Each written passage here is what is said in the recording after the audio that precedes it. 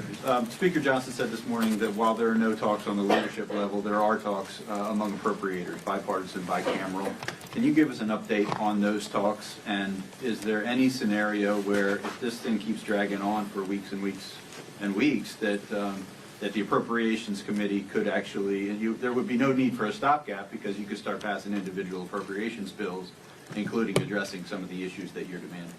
There are informal conversations that are taking place in the Senate relative to a potential bipartisan path forward, but those conversations have not extended to the House as it relates to the appropriators. Rosa DeLauro made clear earlier today that she's had no outreach from the chairman of the Appropriations Committee, Tom Cole, and there hasn't been any indication of a Republican willingness to actually sit down and work out a bipartisan agreement that makes life better for the American people, that reopens the government, and that addresses the Republican health care crisis.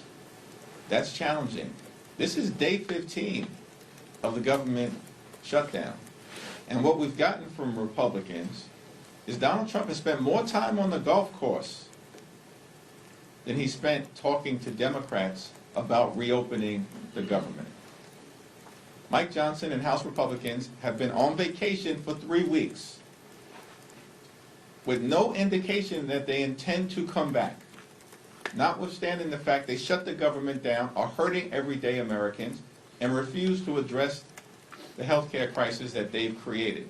Yet somehow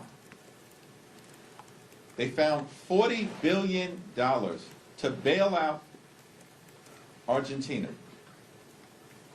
in order to benefit and enhance the lifestyles of the rich and shameless, those financiers who are connected to this corrupt Argentinian deal.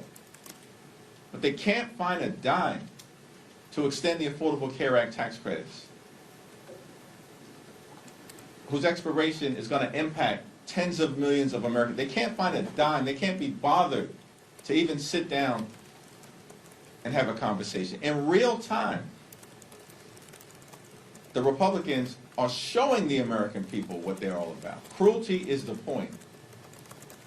And they only care about the wealthy, the well-off, and the well-connected. This is the Trump friends and family plan that's hurting the American people and has been since day one. It's the only thing they care about. They promised that costs would go down on day one. Costs haven't gone down here in America. Costs are going up. Inflation is going up. The Trump tariffs are causing thousands of dollars in additional expense for everyday Americans all across the country. Housing costs going up. Grocery costs going up. Electricity bills through the roof. And now people all across America, including in so many different rural communities,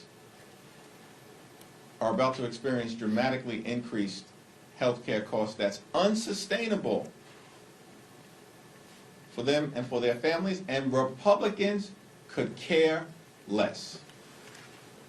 Thank you all. All right, can I just follow up real quick? Are you being appraised at all on the informal Senate talks that you Yes. just referenced? Are Yes. they making progress? Yes.